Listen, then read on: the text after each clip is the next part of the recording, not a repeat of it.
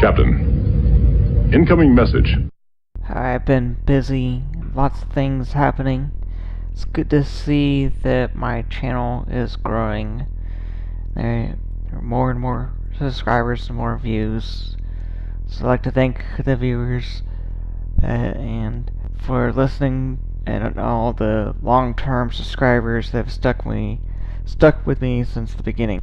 Recently, I found in my mail last month, and recently a relative, one of my cousins, I've not spoken to for over 10 years, it's a card inviting me to her wedding. Okay, so I got that card last month, and I sent it back declining the invitation. She's out of state, and I would have to travel. That patak! Those who know of my other videos and have talked to me here online know I hate traveling.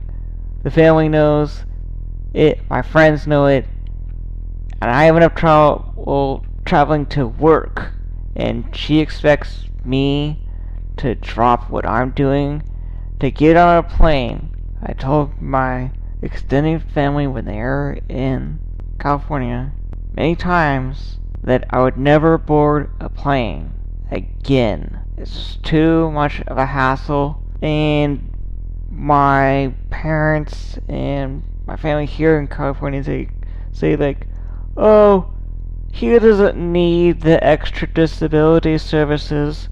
He's fine. I would not go to the wedding or to her house regardless, since you would have to travel so much.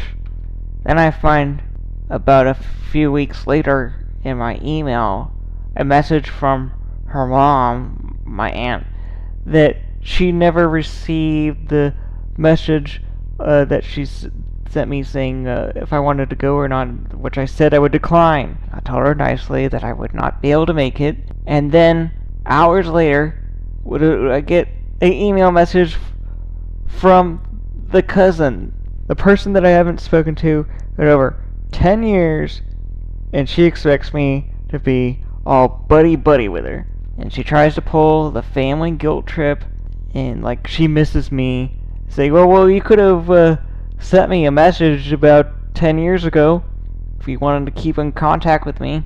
Why is it they don't get it? I mean, I already said no once, and now all of a sudden you want to get in contact with me? I have not forgotten how I was treated by them when I was younger. Everyone knows how kids can be around the one kid that's sickly and disabled. They get the picture. They could have made an effort a long time ago if they wanted to keep in contact with me. And guess what? I'm older than this person is. This family member. Anyways, if they don't get the message or not, I'm not going. And that's something I enjoy. The meditation. I wish I could stay in the meditation state for extended period of time. I keep on trying to have time to meditate, and I pull away from the world, but the world keeps pulling me back. Now that I'm starting to leave, people want and things want me back. The last few weeks have been stressful to maintain things you have to do in this physical body, such as bills, medical paperwork, medical procedures, paperwork, and other stuff. However, I think in meditation I've reached a new level. It does not take long to return to the still mind when in a meditative state when I try, and the visual experiences during these meditation sessions have been improving. At the office, it's always the status quo. Not much going on there besides the medical paperwork for the health stuff. I can't have enough medical insurance. I need it. In my case of planning, and currently for what is a high chance of my medical status degenerating more and more. It's good to have extra insurance. It's a good job and it pays well, but I also would like a break from the rat race and the office work. I would never be able to reach the status of medical insurance under my parents' care. On my way to work to the train station, I still see all these guys and some women. They bought the oversized car, the oversized truck, where they have a little and will run over anyone and everyone for that piece of money and time and run the rat race. I usually drive the speed limit, and I've gotten almost pushed away or pushed to the side. These people in these huge vehicles, the extra size tires, the huge trucks, I'll just let the rat race to them. They can run it. I don't want to.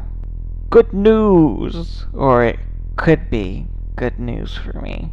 I don't want to deal with a standard MD treatment of diabetes with insulin replacement. It's a pain. I have the one cybernetic device that does the job, and it does the job well. It looks like the many of years of using an older generation model of that cybernetic device, and my top of the line insurance that I could never have gotten unless I was working or under my parents' care. I would never be able to reach that level of insurance. Well, but since using the older model, the cybernetic device, and the top of the line insurance, they're going to procure me a new top of the line advanced model.